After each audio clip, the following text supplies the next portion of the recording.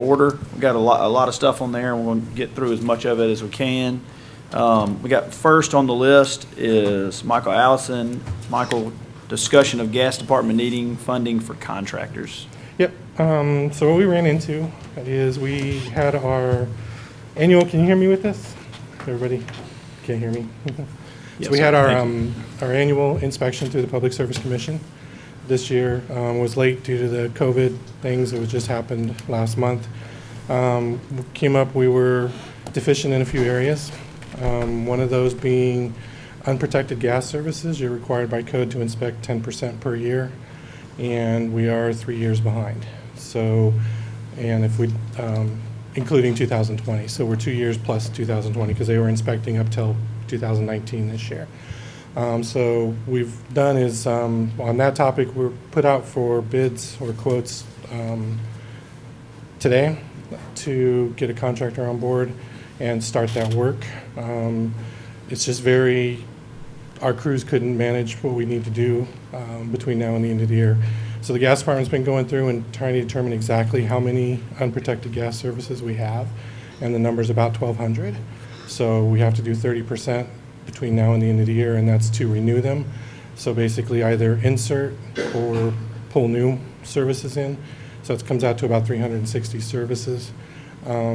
So talked to 3 contractors, figured out their plans. These, all 3 of them can mobilize, have crews here, get the job done between now and 12/31, so that on that topic, starting January 1st of next year, we are current. We only have to do 10%. Our crews can handle that going forward. The second issue was some cathodic protection issues as far as at our rectifiers, which send a current down the lines to protect the pipes from rusting and things like that. We have some shorts in it where either another utility has crossed it, or a guy wire or something has come into it, or just something's happened out in the field to basically short this to ground, and so it's not protecting the pipe fully. We know of 11 that we have, but we can't go further to see if we have more because the current stops at those 11.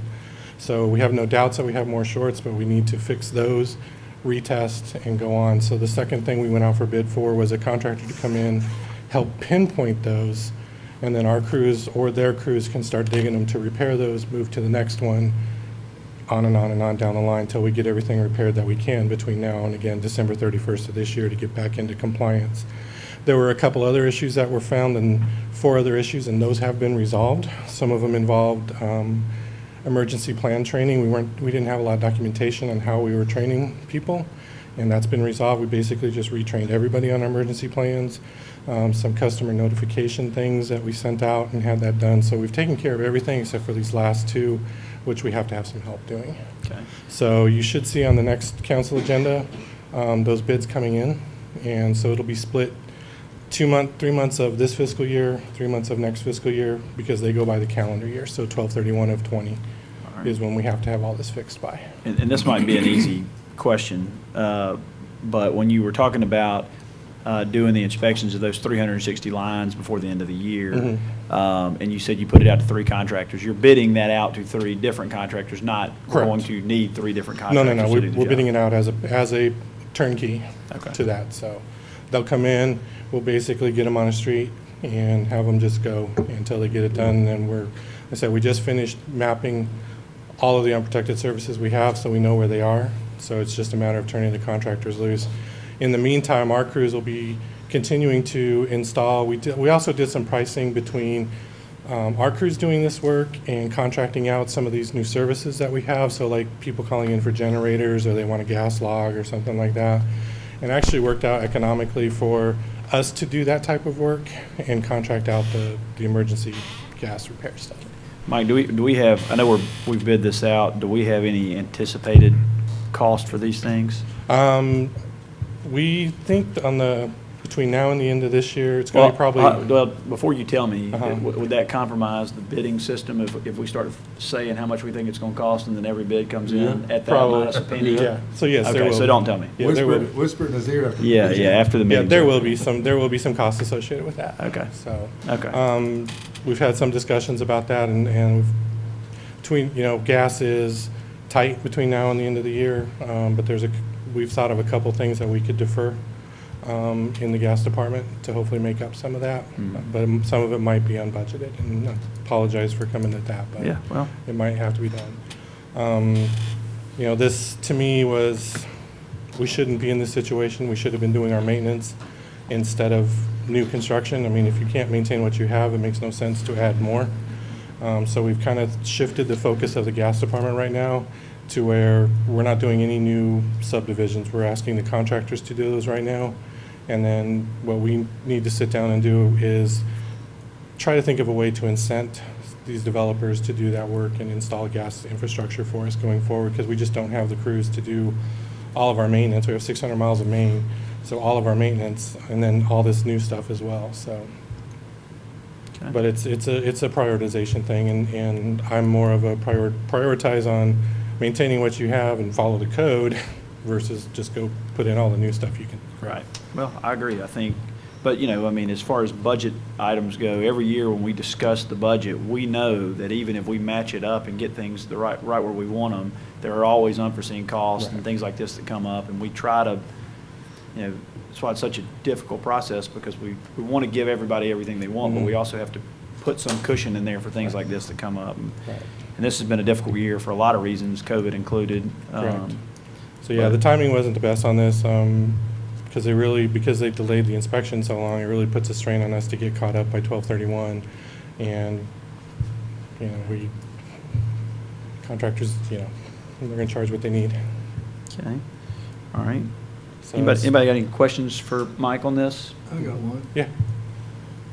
Does the 360 services, does that count in the 3 years backlog that we have? That is the 3-year backlog. That's Okay, what we so that have. is- So once we That's get what we have to do. 360 in, that Then we start basically fresh. catches up and starts Correct. fresh. Then we start fresh January 1st. Okay.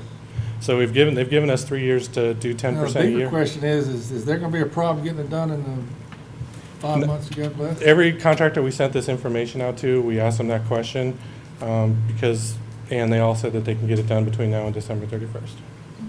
So we might have to chip in at the end if it gets to rushing, you know, because like on the substation project that Electric's doing, they pretty much lost the whole crew that was here other than 2 people because of COVID. So that construction pretty much screeched to a halt for 2 weeks. Right. I mean, So, but I other mean, than unforeseen problems. unforeseen It rain every problems. day. Yeah, and, you know, if we need to throw some of our crews at it for a couple days, we can do what we need to do. But in my opinion, what I've instructed the gas department is, this is no longer an option. We have to be caught up by 12/31, no matter what we do. Because I don't want to go into next year knowing that we're going to get another violation for 2020. Okay. So, Anybody else got anything for Mike on number 1? so you should see those. Like I said, those bids should be back before the next meeting. We'll get them on the agenda. Okay. Thank you, sir. All right, Mike, you've got number 2 on our list also, which is a discussion of a new position, civil or mechanical engineer. Would you break that down for us? Sure. So what we were looking at doing on that one was looking at some of these projects, and the thoughts on this were, as a civil engineer or mechanical, that could be utilized between 3 departments, so gas, water, and wastewater. So some of our modeling, things like that, so we have a pretty good water model, but the contractors have it. So if we're trying to do some long-range planning for, say, a subdivision comes in and we want to look at making sure we serve that subdivision, but down the road, do we need to upsize pipe, things like that. In order for us to run all those scenarios on that model, we basically have to call this contractor up, this engineering firm, and ask them to do it for us, where if we had some of that knowledge in-house, it would just alleviate some of that wait time. And also probably, and I haven't gotten back with purchasing department to know what our contracts are for civil engineers for smaller projects. We're still going to rely on engineering firms for big projects, all of our major wastewater upgrades, all that kind of thing. The thoughts on this one were more for the smaller stuff, like another one is a cast iron main replacement for the gas department. Those are smaller projects that we can do in-house, get the design done, get the mapping done, add that to a gas model, again, be able to do some modeling internally and things like that. We're always going to have projects. We're always going to have things that come up. So, you know, I know we're really busy right now, and everybody's like, well, when this ends, you know, 30 plus years of experience, it never ends. There's always something else that comes up that we're trying to do. And the fact that right now there's only one engineer in the entire utilities department, as technical as it is, we really need to get that help in-house and move forward with it. What's the range for? I did 26? it, I think it was 26, so I think that's, tops out at 80-something. So, because what I'm looking for is probably someone that's just getting their PE right at the 4. If you look at the JD, I think I sent that to y'all. Someone that's just getting their PE, because the civil, we need that PE. We're electrical, we have a little bit more leeway. And someone that's just got their PE, looking to come out and get some experience in the field and doing some of this. And I think a lot of them are going to, it's difficult to have one engineer that's going to have all 3 of that background, so we'll probably end up doing some training. But if we can get somebody that has the water, wastewater background, we can train on the gas side and show them some of those modelings. Yeah, and that was my next question. Obviously, anytime the creation of new positions comes up, that's a little touchy, because when you add somebody to the payroll, you're adding them for not this year, but It's $1 million decision. I mean, if Right, you think about and- if somebody's here for 30 years, it's $1 million worth of benefits and payroll and so when you talk about adding somebody in and cross-training them, would they be fluid enough to be able to serve in multiple areas of utilities, or is there enough work just in water, for example, for them to come in and take I up all their honestly time doing think that? that we will and continue to have enough work in water and wastewater to employ one. But I do want to have that availability to do some of the gas stuff as well. I don't think I could employ an engineer to do just gas. But if I had one that was concentrating on water and wastewater, but able to do, run a gas model, say, with a new subdivision, or if we're doing a tie to another piece of main and we wanted to line pack it, which is, if you're going to do some work, you line pack it and let it kind of bleed off naturally to get that work done. The modeling will show you that. And right now, we don't have that capability. All right, and Mike, my last question for now on this is this something that you're looking to get us to try and approve at the next council meeting, or is this something that you're wanting to include in the 2021 budget that you're just kind of giving us a heads up that that's coming down the pike? My initial thought, and the mayor and I have had a couple conversations about this, I think this will help us with the ADEM thing, if we can start, using this as part of the ADEM suit to show that we have this engineer on staff that's going to start looking at it. At the bare minimum, I would love it to be on the next budget moving forward. Okay. All right, guys, I've kind of bogarted the time here. Has anybody else got any questions for Mike on this? No, whether it was before the budget cycle was going to be my question. That was it. Well, I'm sorry, you through? Yeah, Mayor, what about the personnel study? Do we know when we'll? That should be back in September, but Auburn did this one. They sent us this job description, worked with, and then did the pay grade and all of that. And of course, the thought process is, well, we definitely want to put it in 2021, but there's only a few months before the year end or fiscal year end, and this is it's a few months that I think will look very good for Fairhope, that we're really taking initiative now that ADEM is involved. Kevin? I was going to ask, with Jay leaving at the end of August, what's the options of incorporating an engineer into his position? We just finished our interviews for that position, so we're getting ready to make a recommendation for the superintendent. Nobody that applied had an engineering degree. So it was posted as an engineering degree and experience or experience. And nobody with an engineering degree applied for it. Jack, you got anything? Sorry, I had to unmute. No, I do not. Okay. Jimmy? Nothing at this time. Okay. All right, Mike. Yeah, and Jay's actually leaving the end of this month. Oh, I'm sorry. Yeah, so yeah, Tim would know, so he's. Wishful thinking. Yeah, yeah, Jay's good. So, all right, well, thank you guys. Thank you, Mike. Appreciate it. All right. Next on the work session is discussion of Intergov software. Hunter, that is you, my man. Thank you, Councilman. Not sure which way to start here. It's the chicken or the egg, so we'll start with kind of the ask, and and we'll get to the why if you have any questions.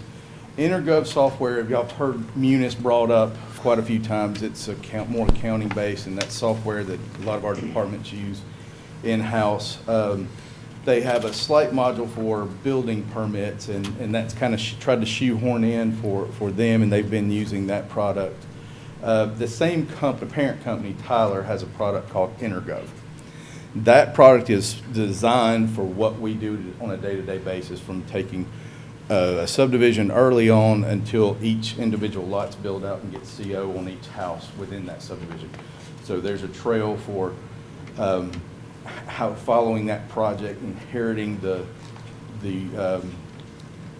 requirements for each of those projects.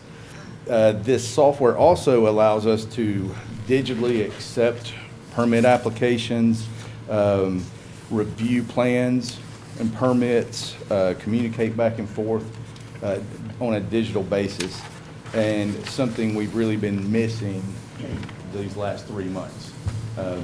You know, relying on people to come up and talk to us and look at plans, but being closed or having limited access has really kind of hindered our day-to-day operations, and also people that are trying to do work in Fairhope. There is a CARES Act that has money available for these type of functions where we can help in this COVID and response that doesn't require face-to-face interaction. And we have gotten and I'm going to allow Kim Creech to interrupt if I say this wrong. I think we've gotten the green light for this software to use the funds available to the city of Fairhope for the purchase of this software. At first, I think we were trying to get the okay. You'll see I believe a request form for purchase. I think we were trying to get that in front of you tonight for approval, and we can move on. The ask was not to exceed $230,000, 100% reimbursable.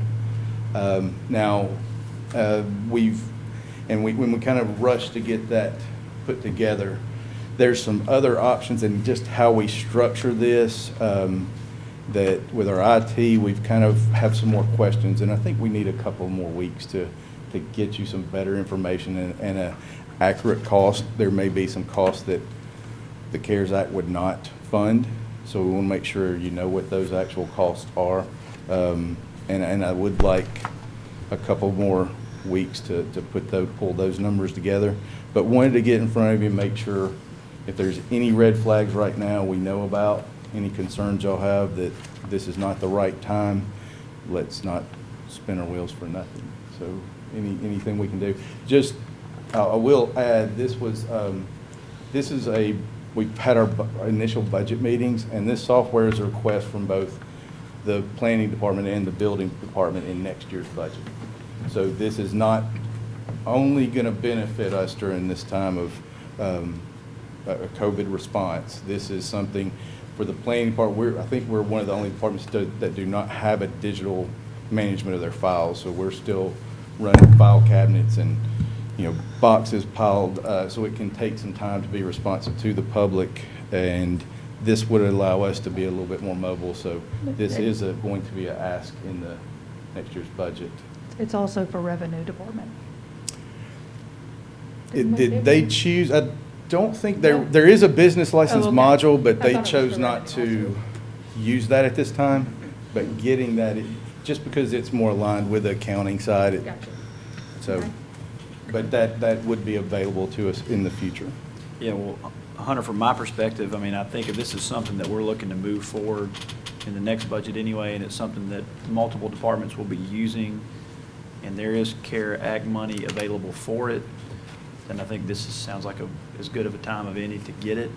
But obviously, we need to button up, any of these unknowns that you're talking about, and if there are any additional costs that will come out of our pocket, we need to know what those are. Okay. And just, any other potential run-ins that might exist that might not have been known to you before tonight's meeting, that maybe in 2 weeks we can ferret out a little more. Okay. But council, anybody else got any comments questions for Hunter? I think. Jay, I had one. It was, you kind of touched on it, but I can just be a little more specific. I would like to know what the recurring annual costs are, maintenance agreements, things like that, going forward after the purchase of it. Okay. And now, to just give a little bit of what we're actually looking at, you can buy the hardware, you can buy the software hosted on site, and then there's software as a service where you pay a yearly annual fee for that, and that's what we're kind of doing the math on, look at the pros and cons, cost benefit of that, those two options. So we'll have a little better numbers for you in a couple of weeks. Looks like a good opportunity to improve some efficiency and It's the audio. embrace some technology. Okay.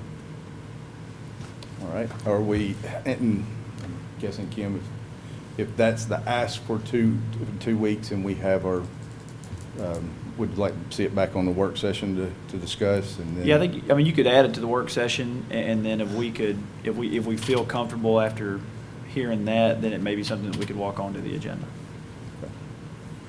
Okay. Does that seem fair, guys? Fair enough. Yep. Thank you, Hunter.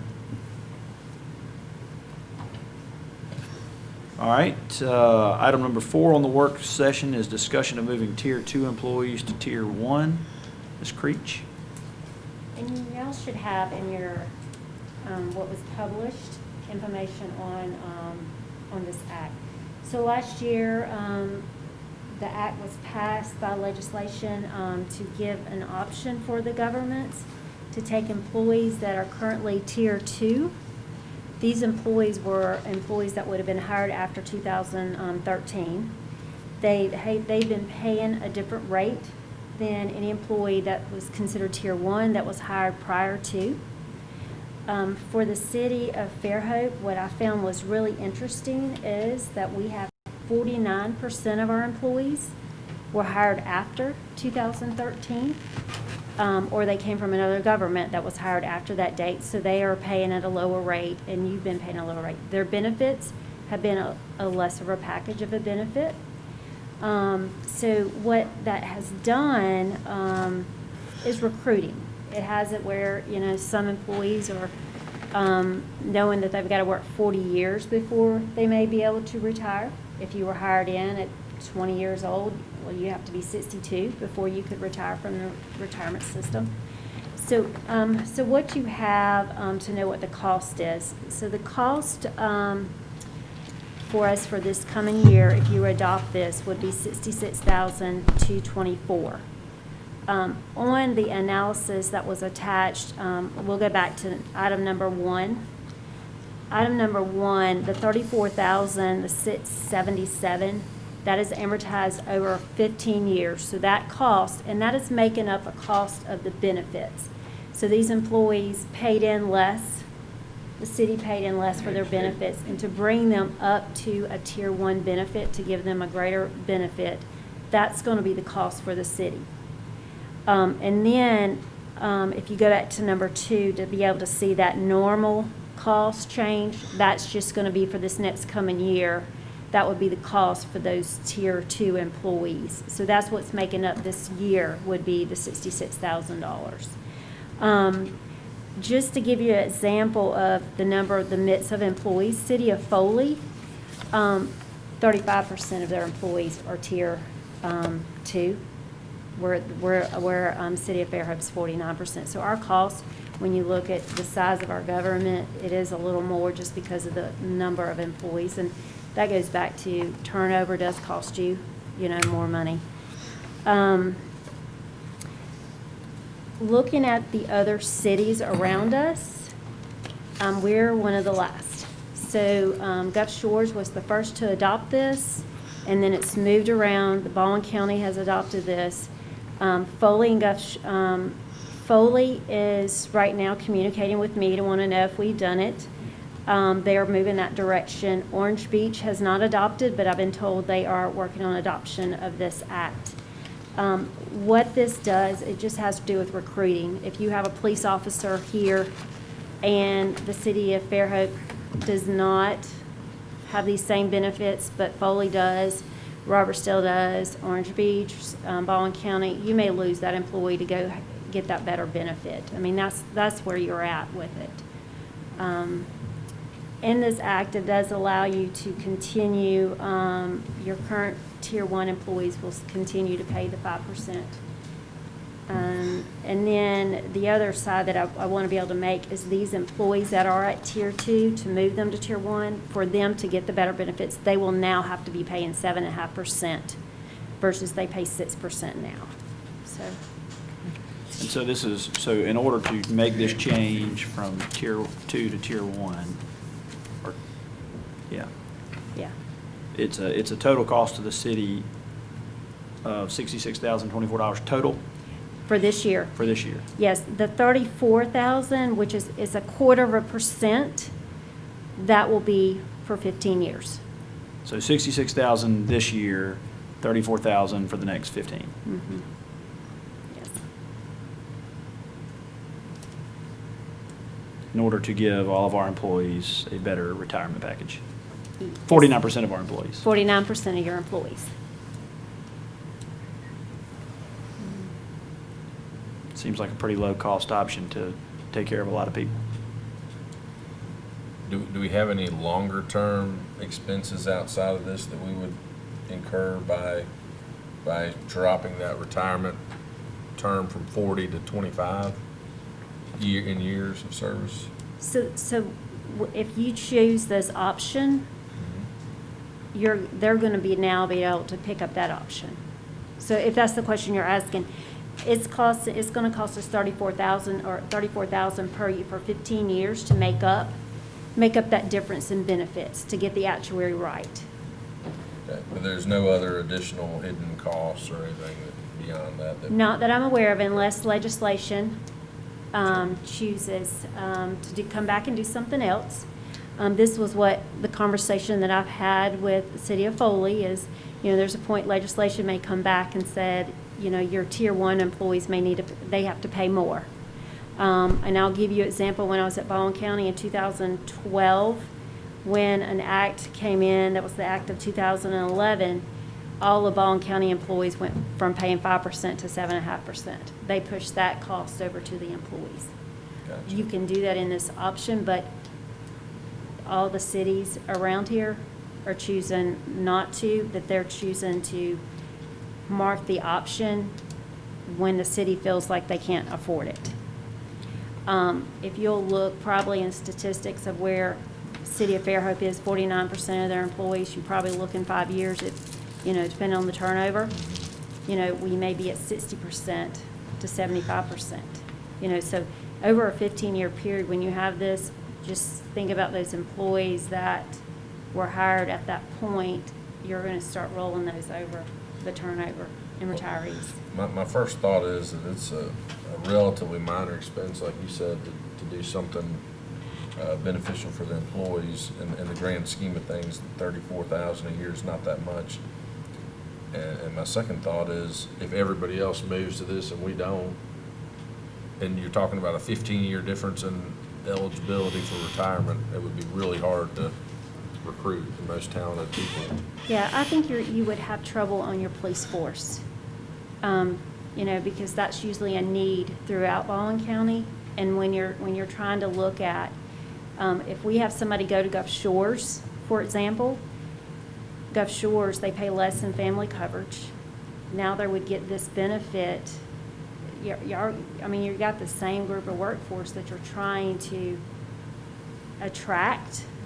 And so that's what you're going to have, if you're trying to attract the same type of workforce among all the cities. Robert, Kevin, y'all have any questions?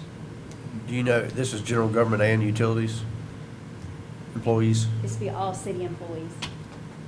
Do you, any idea what percentage are utility? No, I just went and looked at how many's Tier 1 and Tier 2, look at our workforce.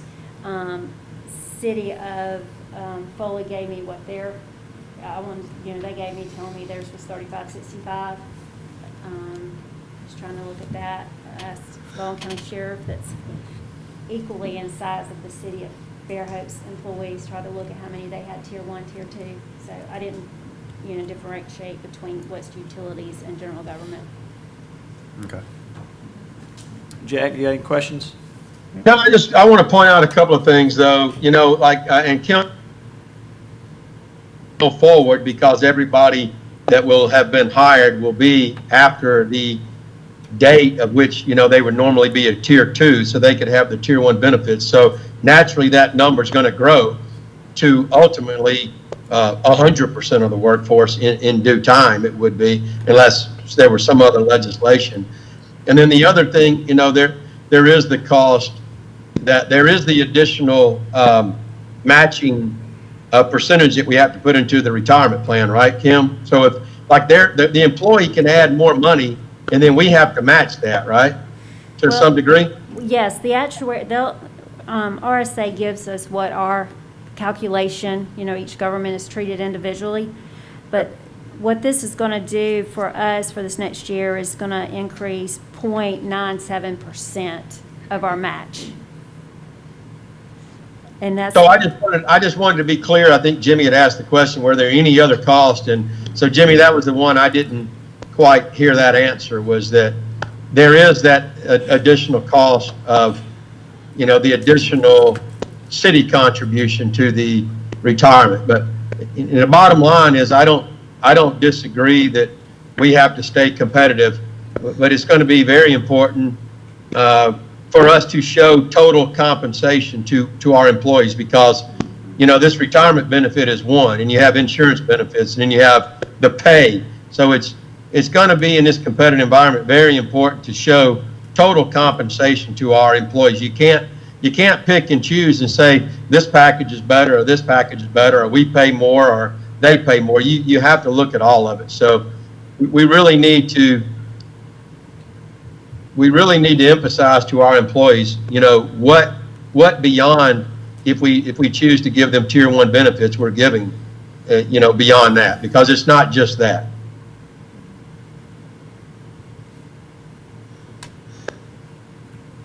That's all I have to say. All right. Any other comments, questions for Kim on this? Thank you. We'll move forward with a resolution for next meeting, if that's okay, and then that would be effective October 1. Okay. Thank you, Kim. All right. Next on the agenda is discussion for wearing masks. Mayor Wilson? I'm just going to, share with what I know so far. Many people have reached out to me, and I'm sure they've reached out to you, both from both sides, but I'm mostly getting the people that really want a mandate because, they're just not reaching out to me otherwise. But I do see a lot, of course, on Facebook and such that, I see both sides. I wanted to clarify something because I was thinking that, even if the city looked into this as a possibility, would it be that effective if it was just the city of Fairhope? Because, we're kind of all in this together. And I did confirm that the county commission does not have the authority except what the legislative has enabled them to do, which is the state. So something like this has to come from the city. This came from, we might need to verify that more, but that was something that I wanted to make sure. But I do think that Fairhope has been kind of leading the way also with kind of making decisions first as far as Baldwin County.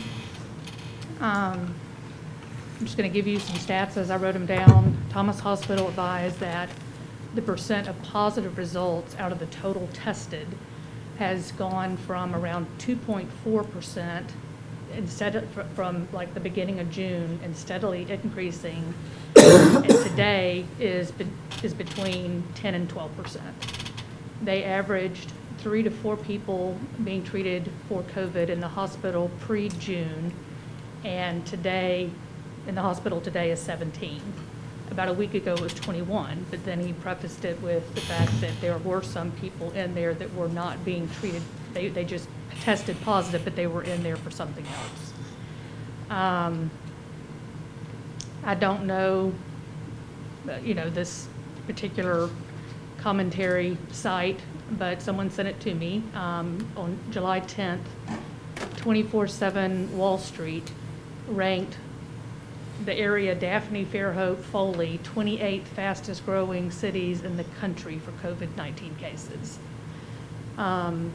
Having local data, I mean, we've all been talking about this and the importance of really needing that right now to make good decisions. And I have been trying to get that local data for some time and just not really getting anything consistent or really comprehensive for anybody to make a good judgment. But the attorney we hired for COVID consultation did do a public records request at the end of June. And she's been working very closely with the Alabama Department of Public Health's attorney. And they're really working well together, and they're eager to try to develop something so it's not just for Fairhope, but they said that any day now, they're working on a platform, a portal, where leaders can obtain this information online and share it with citizens. It is going to be based on zip code with population greater than 25,000. And Fairhope, of course, falls under this category. Our attorney shared with me last week that specifically said that this information will now be available because of Fairhope's, determination and perseverance in getting this data. So it's not going to be just for Fairhope. I updated on Facebook. This is old information, just trying to catch all up. That from June 12th to July 3rd, confirmed cases had more than doubled. And again, I'm still waiting on more details because I've received nothing since that date. As far as economic impact, you have to consider that for everybody, for every person that's saying, I'm not going to go shop or I'll go somewhere else that doesn't require masks, you're getting those same comments from the people who are not going anywhere because most are not wearing masks. I believe there has been quite a bit of mixed information. We do know that. And it's important for us as a city, but really as a state, to invest in just an awareness, because really it's not out there, an awareness campaign about the facts. But I've copied and pasted this just off of CDC. And again, it's what we know today. CDC recommends that people wear cloth face coverings in public settings when people are not able to social distance or they're not in the same household. Cloth face coverings may help prevent people who have COVID-19 from spreading the virus to others. Cloth face coverings are most likely to reduce the spread of COVID when they are widely used by people in public settings. Cloth face coverings should not be worn by children under 2 or anyone who has trouble breathing, is unconscious, incapacitated, or otherwise unable to remove the mask without assistance. And I just wanted to say, one more thing, because, a lot of people are talking about it should be our decision. The government's job is is public safety. And when seatbelts were mandated, I'm sure that was an inconvenience for some people. The difference is that if you choose not to wear a seatbelt, you're only affecting yourself. So those are the things that I'd like to talk. We don't know 100% of these things, but what we know today is that it probably would help.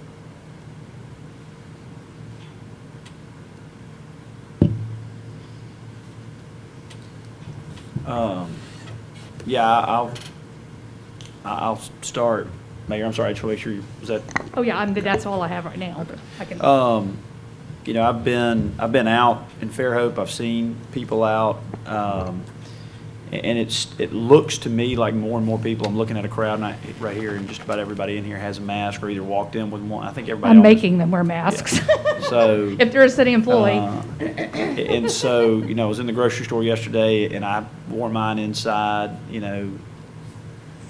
Felt a little silly, honestly, to have it on, but I saw the majority of people in there like they had one on too. But when we go back, we talk about a discussion like this, it makes me think of when we were discussing the curfew months ago, and I liken it to that, in that I think we should strongly encourage people to wear a mask, especially in those situations where they cannot safely social distance. But to mandate it or make it a law of some sort that we know is truly unenforceable just feels like laws for the sake of having a law when we truly don't intend to police it. And that's really where it falls into the no category for me. I've got no issue strongly encouraging the public to wear it for their own protection and the protection of others. Even though, like we talk about, there's information coming out on both sides every day that depends on what you read, depends on what the story is. But that's my thought on it. I'll turn the mic over. Anybody else got any comments on the mask? I guess I'll weigh in. I mean, I think that, kind of agree with what you're saying. I think maybe stopping short of a mandate. I mean, my brother's family had COVID. My father-in-law just got out of the hospital with COVID a couple days ago. I mean, I think it's very serious. Certainly impacts all of us, and it impacts everybody differently. I think we need to strongly encourage people to wear their masks. We need to lead by example.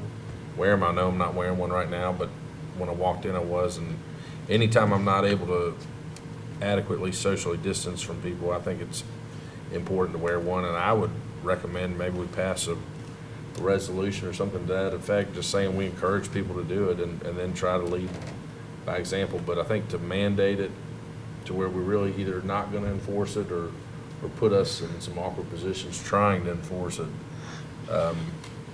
I think I would just stop a little short of that. But I do think people ought to be wearing masks and taking this seriously when they can't socially distance. No mandate, yeah, leave it up to the individual. Yeah, I mean, my 3-year-old had a mask on to go to gymnastics, and I don't know how long she kept it on when she got there. I imagine not very long, and probably kissed a couple of little girls in the class, but which is probably not acceptable. But I mean, that's where does, she's 3, and the city says anybody under 2 should not, so she's in that category. And you put parents in a pretty bad spot to say keep a mask on your 3-year-old. Well, how does that work? We talked about it at the ballparks when we brought baseball back about requiring little boys to wear a mask in the dugout. Well, they don't all put their own hats on. They're going to be sharing masks, and so at some point it just becomes an impossibility, in my opinion, to follow through on something that you're asking people to do. And I know if I can't do it in my own home or in public, I feel it inappropriate for me to try to impose that impossibility on someone else. Now, is it safer? It's looking like it. Does that mean I think it's appropriate to make sure that I tell you all you have to do it? I don't know that that's appropriate for me. And I don't think I feel comfortable doing that. Sorry, Kevin? Well, basically, save time. I agree with you, gentlemen, so we'll just leave it at that. Again, I don't know that I disagree with Jimmy about doing something to strongly encourage that we do those things and follow the CDC guidelines. And I think that's been the message that the city has been putting out from both the mayor and the council throughout this whole ordeal, is that we encourage everyone at all times to follow the CDC guidelines, because we're hoping that these things are being updated, and with whatever new information comes to be, that we are following those things to put ourselves in the best position possible to come out sooner than later on the other side of this. Jack, I'm sorry, I keep saying I'm done and then talking again. No, you're doing fine.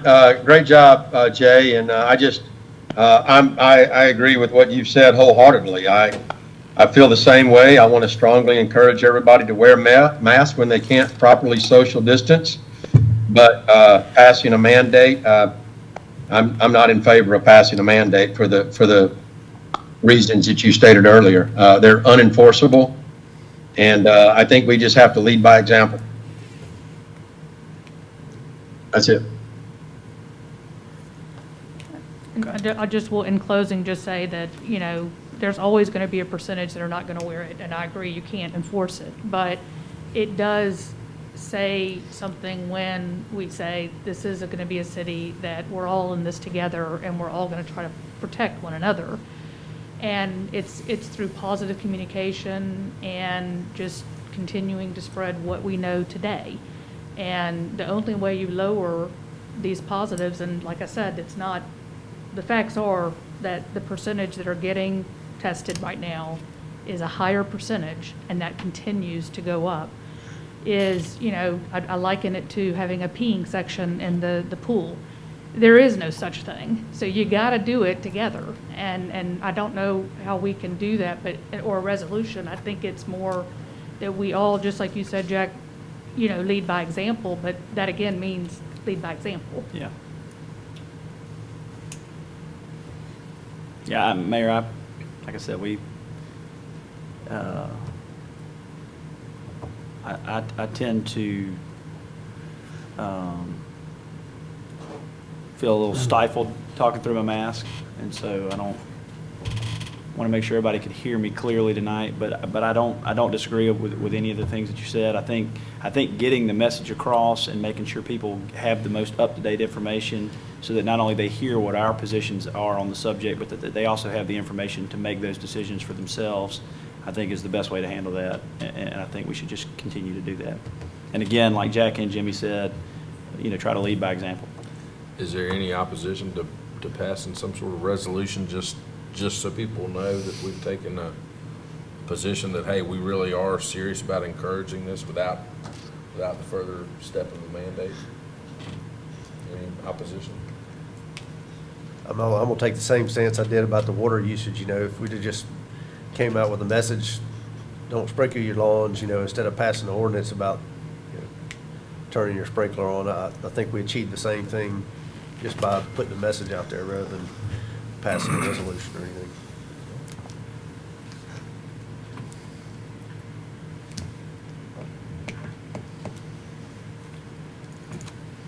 Anybody else? Yeah. I mean, I'm not opposed to it, that's just my thoughts. Right. Kevin? Okay. Jack, anything else on the mask? No, sir. All right. All right. So I think that is our last agenda item. And so looking at the next, so we got committee updates, Councilman, I'll start with you, Jack. Any committee updates? I have one committee update, and that is that items 6 and 7 on tonight's agenda are related to allowing the mayor, the city to enter into a grant agreement with the FAA. That's no cost to the city. That would be a little over $634,000 in grants from the FAA this year, and just ask the council to support those grant applications. That's all I have. Okay. Thank you, Jack. Jimmy? Don't have any updates at this time, other than Historic Preservation Committee meetings at 9 a.m. on Wednesday. Okay. Robert? No No update? Kevin? No, I have nothing. Okay. And I also do not have any committee update. We'll go to department head updates. Anybody got anything there eager to share? Everybody's sprinting to the mic at the same time. Richard?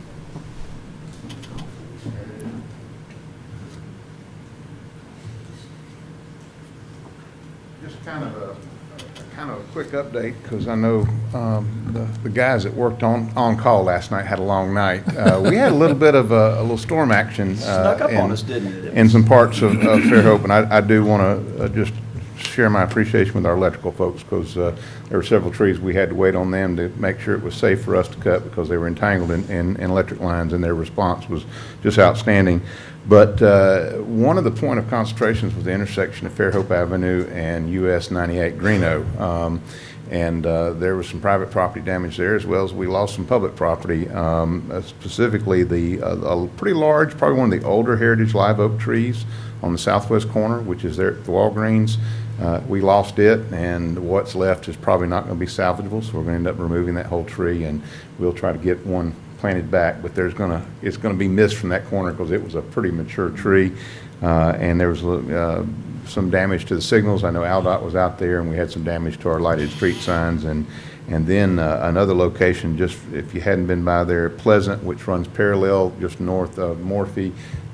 Boy, they took a hit there. There were some homes damaged and things of that nature, but I think we've gotten the electrical customers taken care of, and we've at least got all the trees out of the roadways by early this morning. But interesting. I don't know if it was straight line or tornadic, but it was pretty intense apparently. And I just wanted to update you on that. So, thank you. Thank you, Richard. Lynn, please. The golf course. I just wanted to update you. I've been working with Marcus on a situation out there along the 13th and 14th fairway. We run parallel to a right-of-way, which we've been maintaining for years, I think ever since the golf course was developed. The owner of the property had come to us and was about to put up a fence, a rather atrocious-looking fence that would just hook up to the green stakes, and they would just attach wire fencing to it that would come within 3 feet of the cart path, significantly cutting back landing area for some errant shots or those of us who have natural fades. It's not out of bounds, but it does come into play. The owner wanted to put up the fence. We had some discussions. It's been ongoing for some time. And he wanted, what, $1,500 a month for us to lease the land from him. We looked at that as a potential, much in the way that we're leasing a segment of property from Mike Francis down at the marina. Well, that was a no-starter from the beginning. We made our offer of $1,500 a year that we would, and with the caveat that would have to come to the council to be passed, and we heard nothing more from them until just recently. My suspicion is they found out that they would have to maintain the right-of-way if they took that back and put up their fence. So now they're talking to us, and correct me if it's gotten different, they're talking to us about leaving things the way they are, us leasing that property from them for the $1,500 a year, and we would continue to maintain it. And our out of bounds would be the other side of the right-of-way, which is where it is right now. And they'll have a nice wooden fence up. It's actually a semi-split rail. I don't know the nature of it, but extending the whole length of the 13th and 14th out of bounds markers. I think that OB marker is on the other side of where the power line right is. It is. So it's essentially maintaining the play of two holes, as it has always been. Hey, Lynn, Yes, Jack? it's Jack. Yes. How much would he charge us to get another 60 feet?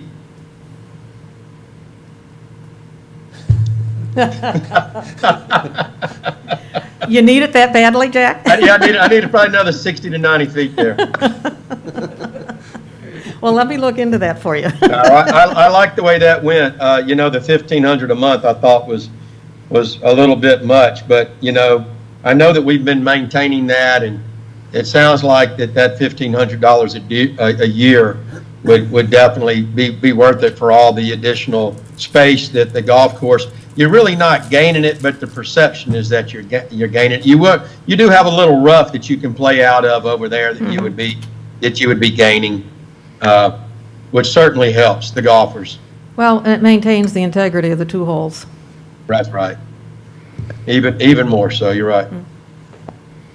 And we may have to get it surveyed just to make sure we've got the proper boundary lines, but it's pretty well, it's been maintained for a while where the cut lines are pretty obvious and the out-of-bound markers are already set, so it shouldn't be that difficult to get it done. Okay. Thank you, Lynn. Sounds great. Kim, come on. I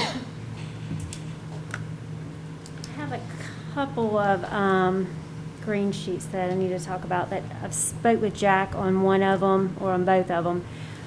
At the wastewater treatment, Kim, you want to come here and talk about what's going on there?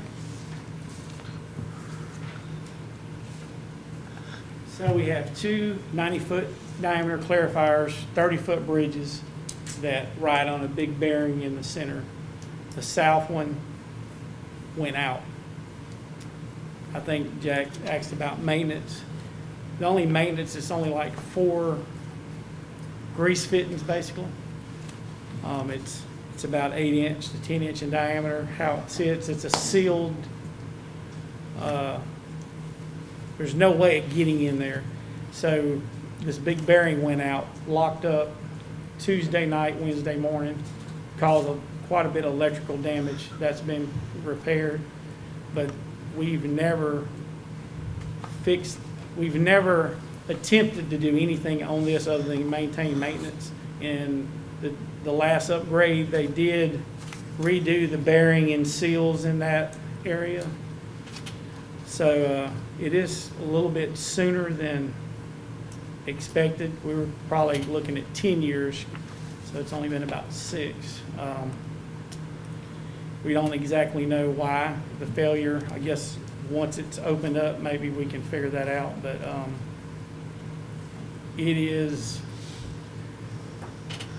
it does affect process because we're down to 1 clarifier, which can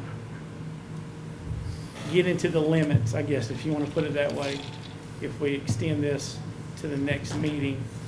We do have money in the budget, not exactly for the clarifier, but we do have money for maintenance in those areas.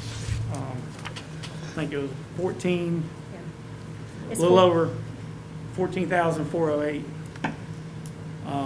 They can be here real quick to do this work also. And Lisa, and we have a resolution that you guys are hoping will walk on tonight's We would meeting for this? Greatly appreciate it. Okay. Any questions on this? All right. Kim, you said you had... When they get the report, when they do go into it, because it's probably going to pass, when they do go into it, can we get the report on why it went out? Yes, sir. 'Cause that does seem a rather short time. Because Since it's encased, it's completely encased, there's really nothing can get into it. the So. only issue is it could be that a seal failed because where this is, everything comes in. Electrical, the scum pumps also through the same area. So if a seal failed just a little, it could have got in there, even though we grease it, Right.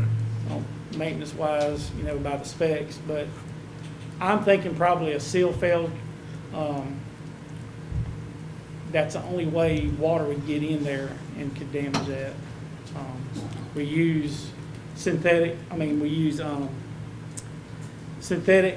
grease, that's what to even get a better grease in there, then it's easier access than it used to be when it was put in '96. But they did redo it, I'm not saying they got bearings from some other country or something, but the product may not have been as good as what they put in back in '96 when they did it first, when they put all that in. Yeah, I do agree. I would like to get a failure analysis just for our own knowledge. Right. There's some process. Well, it's not, Well, somebody to blame, I'm just, The we catch correct is, this for we some have 2 of function. them, so probably gonna add that into the budget at least. The problem is, there's no way of getting in there except to lift the bridge out. Right, And that's if you right. lift the bridge out, you might as well redo it, Right. So we probably put that in the budget. Another 14 or 15,000 just to do the other one they were put in at the same time. But yes, we'd like to figure out why. There, I guess you looked into warranty, no chance to part with warranty for that long, is there? No, sir. Most of that is like a year is all that is. Oh, you've looked into that and made sure? Yes, sir. Because we're pushing, it would be October, I guess, would be close to 6 years. I've seen a few parts with 10-year warranties. I know that's pretty rare, but there are some. I can check with Schreiber, maybe through Schreiber is only like a year. But if the manufacturer of the bearing, I can't even tell you who the bearing is made by. It's something that we hired Tri-Route in, when that last plant upgrade, they did all the work. That's something that we don't do in-house.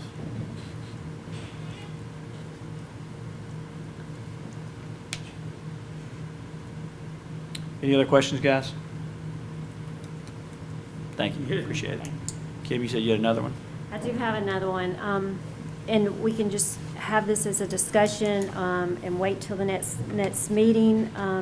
But we had the fuel tank installed at the marina. We got a quote from them. It was a rush job of getting us the quote, getting it to the meeting. After they installed it, they received the PO because it was asked to get it rush job, and in the PO was for $15,000. When we originally looked at the PO or looked at the quote, it looked like it was a one-time charge for to install, move the fuel, and then there was a line item that said rent for $1,200, and then there was another line saying equipment and purchase. That was all attached to the green sheet, and it said $15,000. Well, they got a PO for $15,000, and then they came back. The owner called after the fact and said that's not correct. It should have been additional $10,000. So they ended up, the owner, Lynn can explain a little bit more, but then they ended up sending us more detail and understood why. So Lynn can help there. Yeah, I will call this a mea culpa on everybody's part, including the vendor. And contrary to Kim, I don't believe it was a matter of rushing the order. I think it was a true misinterpretation of what I'll call a shorthand quote that was given to us. When you read at the end, the shorthand quote, it says purchase of tank with install and equipment equals $15,000. Well, that's what we were buying. The tank, the install, and the equipment. And so we all read it that way. I am advised that the vendor himself, once he saw it, understood how the mistake was made. If you look at something that says here, we're going to furnish, install, and blah, blah, blah, and it's $10,231, you can rent it for $1,200 a month. After we've done that, that's how the quote reads. Or, and the word or is not in there, but there's this other line item that says purchasing it, installing, and equipment, $15,000. So everybody shares a little bit of the blame of the way the quote came out and how it was miscommunicated. When after the fact we got the more in-depth quote that we could understand what they meant and how that mistake was made. It is unfortunately something that happens every once in a while. We would appreciate this, the council taking that into consideration. I will tell you that we sold 5,200 gallons of fuel over the holiday weekend. We had 4,500 gallons of gas delivered on Friday and another 5,700 delivered on Tuesday. Had we not had this tank in place and had the vendor not promised us that it would be in place for the 4th of July weekend, we would have lost thousands of dollars in fuel because we would have had to shut down. So I will readjust my estimate to pay back this project from 2.5 weeks to 3.5 weeks. But we would appreciate your understanding that this was a mistake on everybody's part. Okay.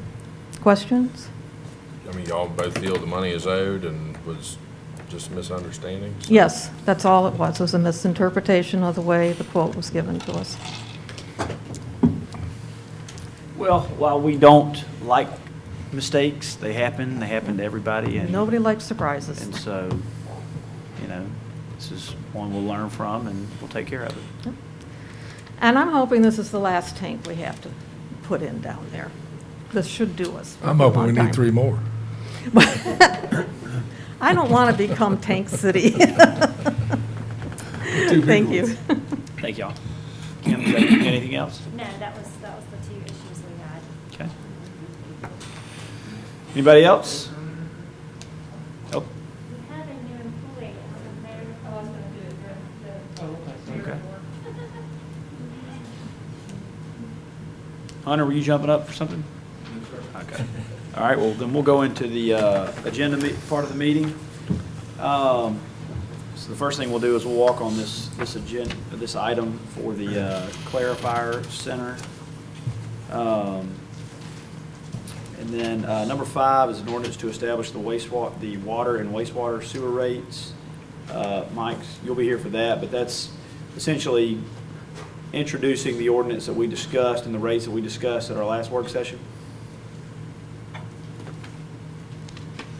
Yes, that's taking, like you had suggested, going to a 3-year period. The only change I did make is I calculated the money I inflated the money to 2020 to make sure we were still covered. And did we get to 100%? Exactly 100%. Okay. All right, perfect. Like 100 point change. Thank you. All right. Item 6 and 7, Jack, that's the grant money for the airport. You can answer questions about that if there are any. Yes, sir. I don't know if Joe McInerney will be at the meeting tonight. He quite likely will be there, but I could answer any questions if anybody had any. Okay. Number 8 is the city council approves selection of Volker to perform professional design services for utility easement in Spanish Fort. Mike, you'll be here to talk about that. Will you want to come up and just tell us a little bit about that now, since we have some time? So what that's for is a creek crossing up in Spanish Fort. We need to have some design work done on the banks, improving the pipe. Just to, again, it's kind of a code compliance, but it's not anything that we were cited on. It's just to, if we do get a flash flood through there or something like that, we want to make sure that that high pressure gas main can withstand it, and we're not continually eroding the banks of it. So it's going to put in some berms on the slope down to the creek, things like that. But this is the engineering for that. Okay. Anybody got any questions for Mike on that? All right. Thank you, sir. And I almost got my truck stuck going up there to look at it. All right, number 9 is City of Fairhope approves the procurement for wastewater container services to remove solid waste for treatment plant from Republic Services with an estimated cost of $8,181.26. Amber, you gonna be here to talk about that? You wanna come up, tell us about that now?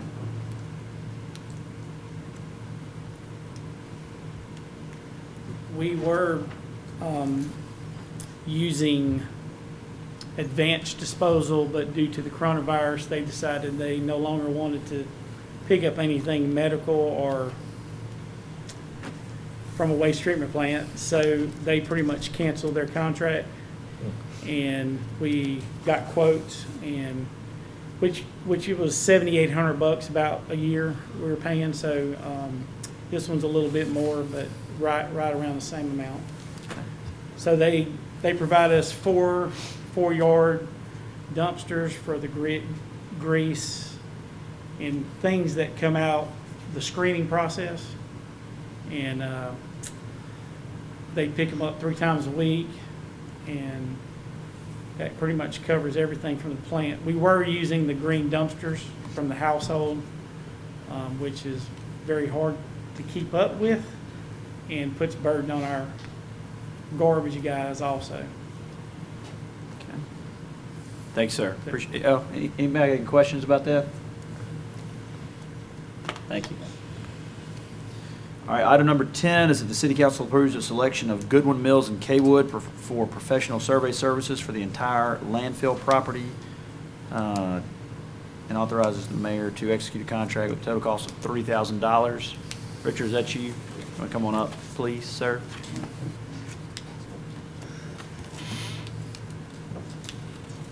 Seems pretty self-explanatory, but. Well, just a couple of, just the reason behind it. As you know, we just went through and got our 10-year permit for the landfill. But as you may or may not know, as you go to east on our property, we do inert landfilling, which is not a permitted activity, as well as we have an area that we have the ability to mine some good sand and clay for different projects throughout the city. As we've kind of worked to the east, our forces don't exactly know where our property line is, and that's kind of an unsurveyed area.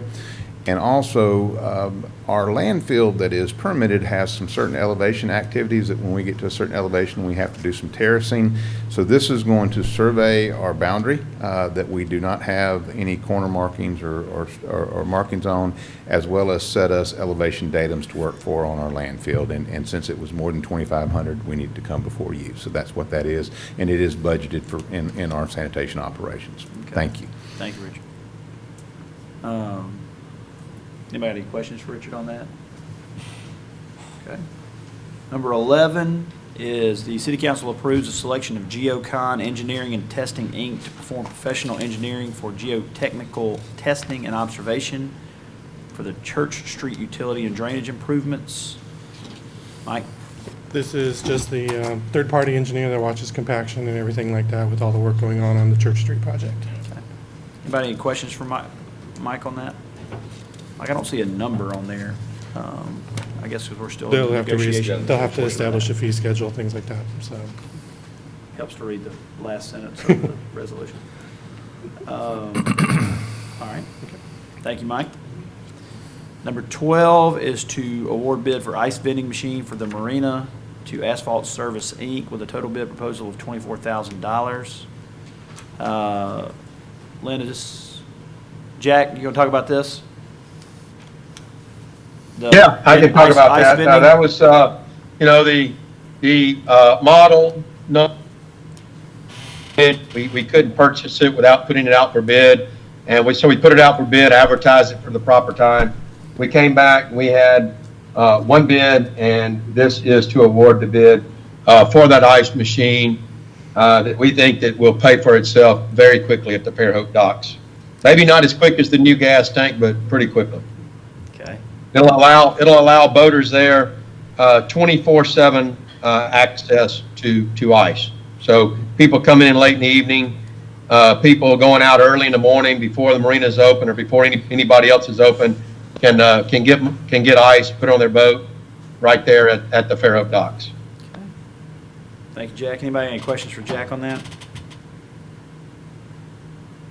All right. Item number 13 is that the city of Fairhope has voted to procure cloud-based video storage space for the IT department and the services available for direct procurement through the U.S. Communities Omnia Partners contract, which has been bid at a cost of $62,000. Jeff, is that going to be you? No, that's mine. It's just a yearly renewal for our off-site backup. I'm not sure where the video came into play. We do backup videos, surely, but this is mainly for backing up our servers, infrastructure, off-site. All right. Anybody got any questions on item number 13? All right. Number 14 is the city has voted to procure a 2020 Ford F-150 Super Cab 4x2 pickup truck for the meter department. The cost of that is $23,854. This was approved in the budget. It's replacing an older vehicle that we're having some issues with. Okay. So it just got delayed a little bit with the COVID. All right. Number 15 here is the city has voted to purchase 3 in-car camera systems and warranties for the Fairhope Police Department from Watchguard, Inc. Vendor is exclusive and sole source manufacturer for this equipment, and the total cost is $16,159.50. Do we have anybody here to talk about this from the police department?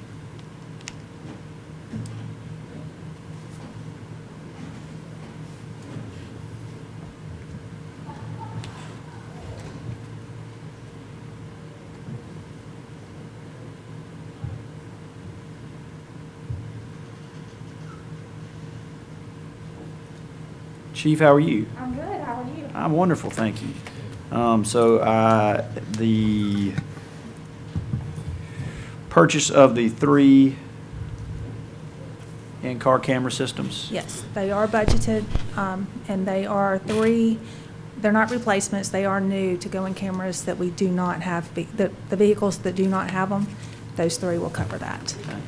Looks like it's pretty close to budget, $169.50 over maybe. Just Pretty a little- close, we'll give it to yes, you. Thank you. We'll give it to you. All right, anybody got any questions for the chief on number 15?